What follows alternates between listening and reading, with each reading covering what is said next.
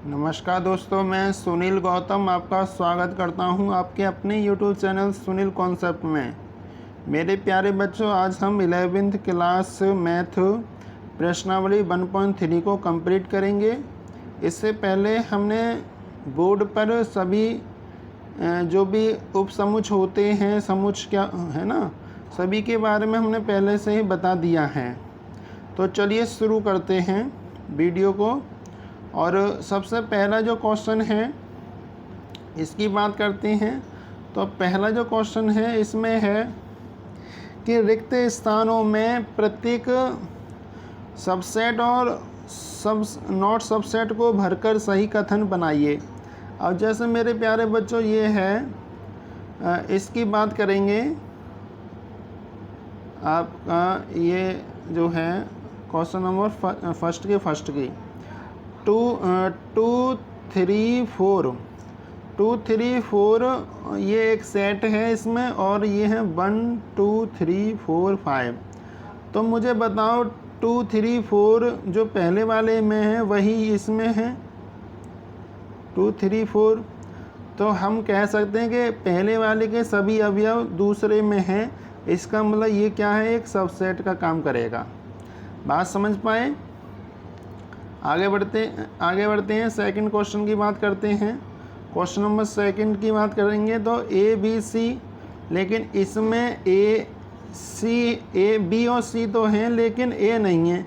इसका मतलब ये सबसेट नहीं है, तो ये काट देंगे ऐसे। बात समझ पाए?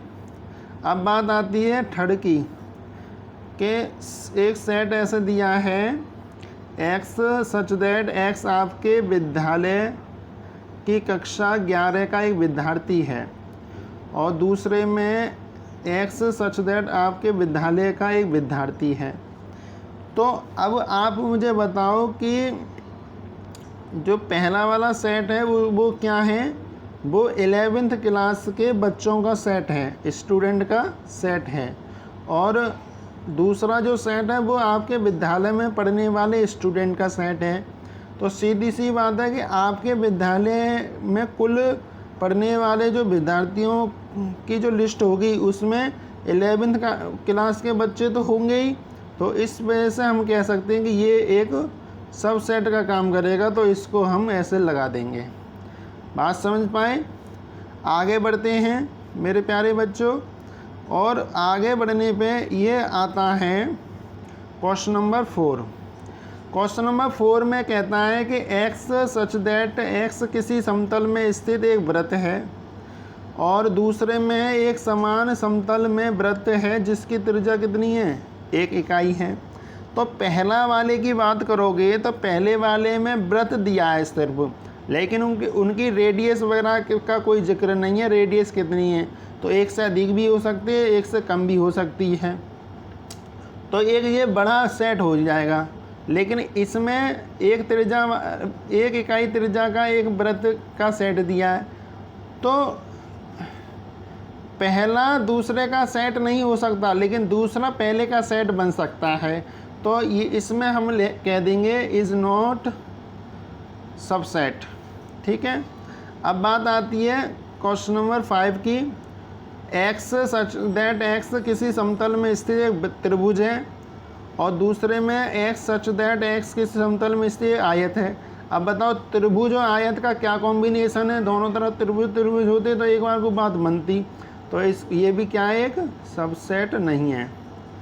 अब 6 की बात करते हैं। एक्स सच दैट एक्स किसी समतल में स्थित समबाहु त्रिभुज है, और समतल में स्थित त्रिभुज है।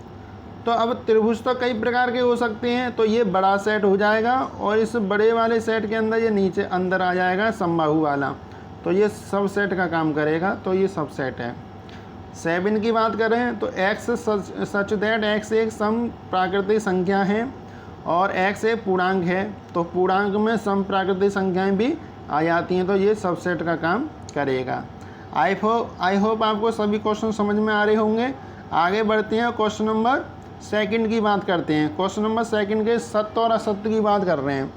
अब देखो, जैसे पहला क्वेश्चन की बात करोगे तो ए और बी, इसमें पहले सेट में अवयव कौन कौन से ए और बी हैं। क्या ए और बी दूसरे में है? तो ए भी है और बी भी है। इसका मतलब ये हुआ कि ए बी इज सेट है दूसरे का, तो ए बी उपसमुच है दूसरे का, लेकिन इसने तो काट दिया है, तो ये कह रहा है कि ए बी सबसेट नहीं, वो उपसमुच नहीं है दूसरे का, तो इसका मतलब इसने जो लिखा है वो गलत है, तो असत्य है। जी कैसा है? असत्य है। तो असत्य है तो असत्य के लिए कट कर दोगे।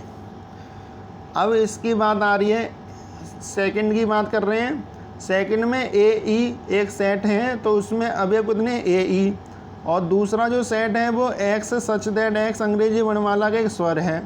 अब स्वर में कौन कौन से होते हैं? ए होता है, ए ई आई ओ, है ना, ए ई आई ओ और यू, तो ये तो होते हैं।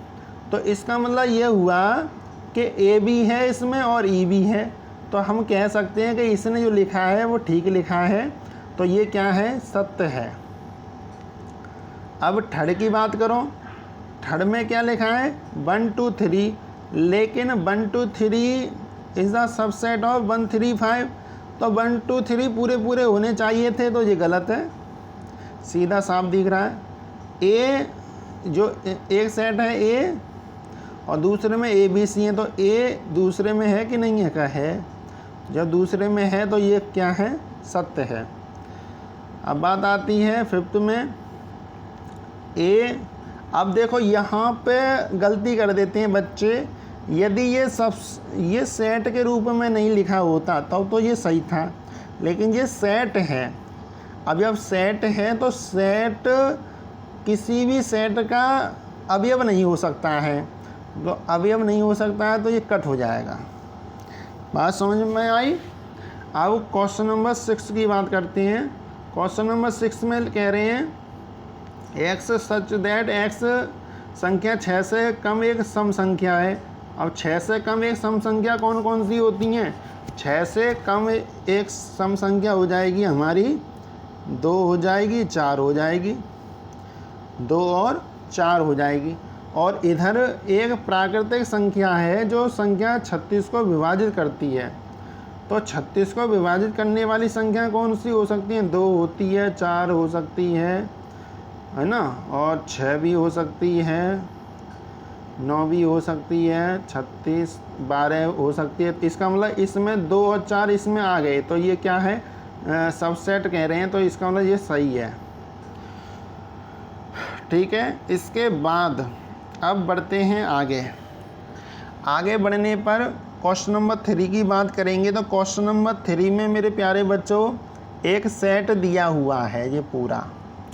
इसमें गौर से देखोगे तो इसके अवयव जो हैं वो हैं 1 है, 2 है, और ये मिजले कोष्टक के अंदर 3 4 जो है वो एक पूरा एक अवयव माना जाएगा। ये पूरा एक अवयव माना जाएगा, ये ध्यान रखना, ये पूरा एक अवयव है, ये बात ध्यान रखना आप। तो ये पूरा अवयव है। निम्नलिखित में से कौन सा कथन सही नहीं है और क्यों नहीं है? तो जैसे 3 और 4, अब ये 3 और 4 तो ये अवयव का काम कर रहा है, तो अवयव तो उपसमुच का काम नहीं करता है। तो जब अवयव उपसमुच का काम नहीं करता है तो हम इसको कट कर देंगे। ठीक है, बात समझ में आ रही है ना? हाँ, यदि इस पे यदि ऐसा लिखा होता ये 3 और 4 मिजले कोष्टक जो है ये अवयव जो है वो इसके अंदर होता ऐसे, तब ये सही होता, अभी ये गलत है। ओके, बात समझ पाए? तो मैं इसको जा काट देता हूँ, क्योंकि बाद में रिप्ले करोगे तो दिक्कत नहीं हो जाए। अब इसके बाद बात आती है हमारी, फर्स्ट हो गया, सेकंड की बात करते हैं। 3 4 बिलोंग्स टू ए। हाँ, ये ठीक है। क्यों ठीक है? क्योंकि मिजले कोष्टक के अंदर 3 4 जो है वो पूरा का पूरा एक अवयव है, और जब अवयव बिलोंग्स करता है तो अवयव तो इसमें है, तो इसका मतलब ये ठीक है। अब यहाँ पर देखो, अब देखो यही वाला क्वेश्चन अभी जो बताया था वो ठीक है ना, तो ये इज द सबसेट होगा तो ठीक है। ये आगे बढ़े। 1 बिलोंग्स टू ए, तो 1 बिलोंग्स टू ए करना, हाँ ठीक है। और 1 इज़ द सबसेट ऑफ ए, नहीं, क्योंकि 1 को यदि निचले कोष्टक के अंदर लिखते तब ये सबसेट होता, अभी सबसेट नहीं है, क्योंकि सेट ही बन सकता है सबसेट, मतलब कोई भी समुच्चय है वही उस समुच्चय का काम कर सकता है, उसके अवयव काम नहीं करते हैं, तो ये गलत है आपका। अब 6 में है 1 to 5, 1 to 5 निचले कोष्टक के अंदर तो ये समुच्चय का काम कर रहा है, और फिर इज द सबसेट ऑफ ए, तो ठीक है। अब 7 में देखो 1 to 5, अब निचले कोष्टक के अंदर लिख दिया तो ये तो भाई समुच्चय हो गया ना ये। अजय समुच्चय थोड़ी बिलोंग्स करता है, कौन करता है बिलोंग्स, अवयव करते हैं उसके, तो ये गलत है। 1 to 3, अब ये 3 तो अवयव है ही नहीं है इसका, ए का कोई अवयव है ए का, नहीं है, तो ये तो वैसे ही गलत हो जाएगा। अच्छा 5 belongs to A, 5 belongs to A, और 5 देखो 5 जो होता है वो एक समुच्चय होता है, अवयव नहीं होता है, ये ध्यान रखना। तो जब 5 एक क्या है, समुच्चय है, और समुच्चय बिलोंग्स नहीं करता है, वो क्या होता है, वो समुच्चय होता है, तो ये तो गलत हो जाएगा। और 10 वाले में ये ठीक हो जाएगा, क्योंकि प्रत्येक समुच्चय का प्रत्येक रिक्त समुच्चय एक उपसमुच्चय का काम करता है, तो ये ठीक है। अब इधर आ जाते हैं। अब मेरे प्यारे बच्चों 11 में 5, अब मुझे बताओ इसमें 5 है कहीं, तो 5 तो है नहीं है, 5 पे फिर इन्हें निचले कोष्टक के अंदर बना दिया, तो ये गलत है। और आई होप आपको सभी क्वेश्चन समझ में आए होंगे। इसके बाद आगे बढ़ते हैं और फिर क्वेश्चन नंबर 4 की बात करते हैं। क्वेश्चन नंबर 4 में क्या कहता है, तो क्वेश्चन नंबर 4 की बात करोगे तो अब क्वेश्चन नंबर 4 में एक है कि निम्नलिखित समुच्चयों के सभी उपसमुच्चय लिखिए। तो हमें ए बी 1 2 3 और 5 इन सब के हमें क्या है, उपसमुच्चय लिखने हैं। तो इन सभी के उपसमुच्चय कैसे लिखेंगे समझते हैं। तो उसके लिए हम एक पेज और कनेक्ट कर लेते हैं ब्लैंक। अब इसने पूछा है हमसे कि इसे रफ कर देता हूँ, गलत लिख दिया।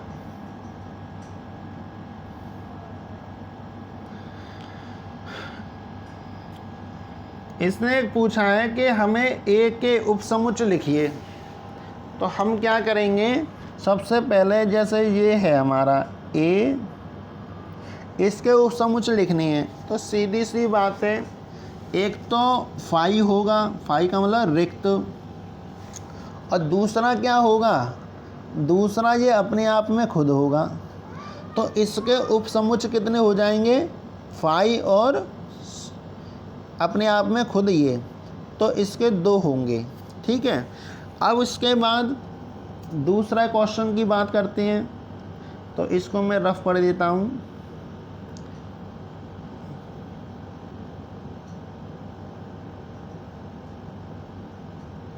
तो इसको रफ कर दे, कट कर देते हैं। अब इसमें दूसरा जो क्वेश्चन है उसमें है कि एक सेट है ए और बी का। तो इसके आप हमें बताइए सबसेट, मतलब उपसमुच्चयों की संख्या बताओ। तो मेरे प्यारे बच्चों सबसे पहले लिख दिया करो 5। तो एक रिक्त समुच्चय, क्योंकि प्रत्येक रिक्त समुच्चय एक उपसमुच्चय का काम करता है।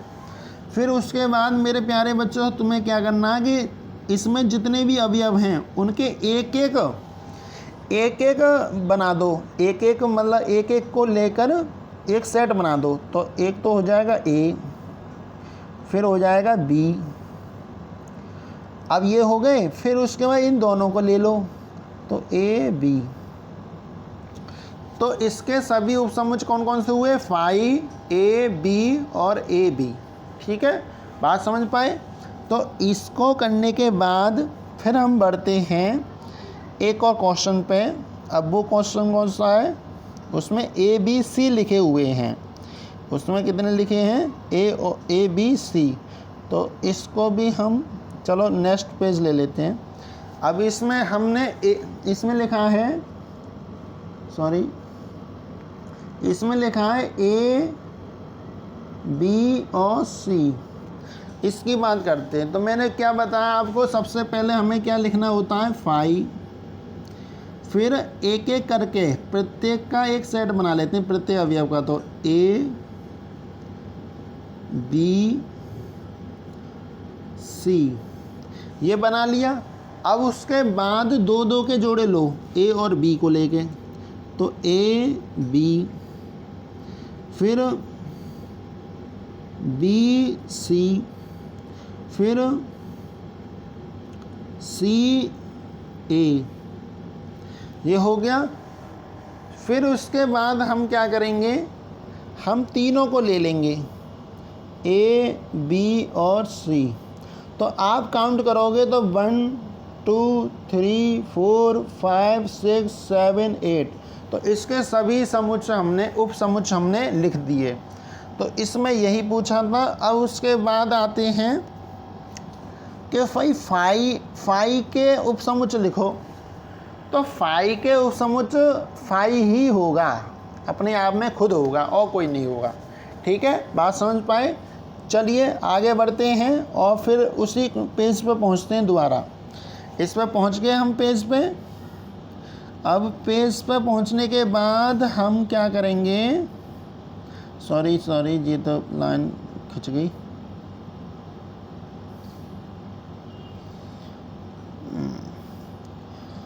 इसको आगे बढ़ाते हैं। और जो हम चल रहे थे, किस पे चल रहे थे, हाँ, हम अब बात आती है इसमें बात आती है क्वेश्चन नंबर 5 में। ये सभी क्वेश्चन कर लिए हमने 4 के। क्वेश्चन नंबर 5 की बात करें तो पी ए के कितने अवयव हैं यदि ए बराबर 5 है। अब मेरे प्यारे बच्चों, ए बराबर 5 है, ए बराबर क्या है, 5, मतलब ए एक रिक्त समुच्चय है। जब ए एक रिक्त समुच्चय होता है तो अवयवों की संख्या कितनी होती है, उपसमुच्चयों की संख्या कितनी होती है। तो आपने रूल पढ़ा है कि रिक्त समुच्चय में कितने अवयव होते हैं, कि 0। जब 0 होते हैं 2 की पावर 0 तो कितना आ जाएगा, 1 हो जाएगा। इसका मतलब ये हुआ अवयव कितने होंगे, 1 होंगे। ठीक है, बात समझ पाए। फिर इसके बाद हम बात करते हैं इसकी, अब इसकी बात करते हैं क्वेश्चन नंबर 6 की। क्वेश्चन नंबर 6 में अंतराल रूप में लिखिए। इसको समझने की कोशिश करें, अंतराल रूप क्या होता है। जैसे इसकी बात करो, x such that x belongs to r, और मेरे प्यारे बच्चों x की वैल्यू ग्रेटर देन है -4 से और लेस देन इक्वल टू है 6 से। तो ग्रेटर देन है -4 से और लेस देन इक्वल टू है 6 से।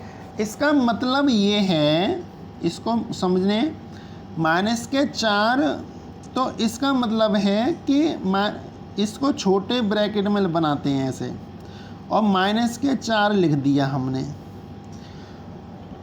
कॉमा लगाओगे, फिर ये 6 लिख दो, 6 लिख दिया। इसके बाद ये आप देख रहे हैं कि लेस देन इक्वल टू की साइन की बात आए तो ये बड़ा कोष्टक लगाते हैं ऐसे। तो ये हो गया अंतराल रूप, आप समझ पाए। इसी प्रकार आप इसको लिख सकते हैं। अब आप देख रहे हैं यहाँ पर, ना तो यहाँ पर ग्रेटर देन इक्वल टू है ना यहाँ पर है, तो इसमें दोनों तरफ छोटे छोटे लगेंगे, -12 और -10। बात समझ पाए। इसी प्रकार ठड़ की बात करोगे तो ठड़ में क्या है, equal greater than equal to 0, तो यहाँ पे तो आ जाएगा 0 और कॉमा 7 छोटा ब्रैकेट, ठीक है। फिर इसके बाद दोनों में ग्रेटर देन है तो यहाँ पर हो जाएगा 3 और 4। तो ये इस प्रकार हम इसको लिखते हैं। आई होप आपको समझ में आया होगा। अब इसी प्रकार से हम समुच्चय निर्माण रूप जब लिखते हैं, क्वेश्चन नंबर 7 की बात करेंगे, तो समुच्चय निर्माण विधि जब लिखते हैं तो इसमें क्या करते हैं, अब ये दोनों क्या छोटे छोटे हैं, तो जब छोटे छोटे हैं तो मैं यहीं से ही बता देता हूँ। जैसे ये माइनस, ये छोटे छोटे वाला जो है आपका, जैसे ये है, इसमें दोनों में छोटा छोटा लगा था, इस वाले में देखोगे माइनस के 12 x ग्रेटर देन माइनस के 12 लेस देन माइनस के 10। तो आपको करना कुछ नहीं है, आपको क्या करना है कि जब माइनस के तीनों जीरो हैं तो ये माइनस के 12 की जगह तो माइनस के 3 रख देना और माइनस के 10 की जगह 0 रख देना। तो आप इस प्रकार से इसको लिख सकते हैं। जैसे एक पेज के माध्यम से हम जैसे इसको एक नए पेज पर हम बताते हैं।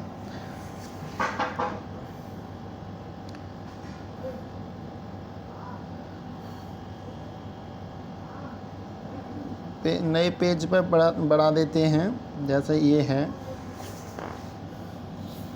जैसे एक ये है आपका क्या कि आपको माइनस के 3 और 0 को दिखाना है, तो आप कहेंगे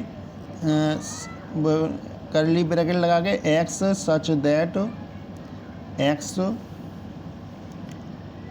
और x belongs to r, x क्या है, बिलोंग्स टू r है, और x की वैल्यू ग्रेटर देन माइनस के 3 और लेस देन 0, फिर कर्ली ब्रैकेट बंद। इस प्रकार से आप इसको करेंगे। बात समझ पाए? तो इस प्रकार से हम इनको क्वेश्चन को करते हैं। अब बढ़ते हैं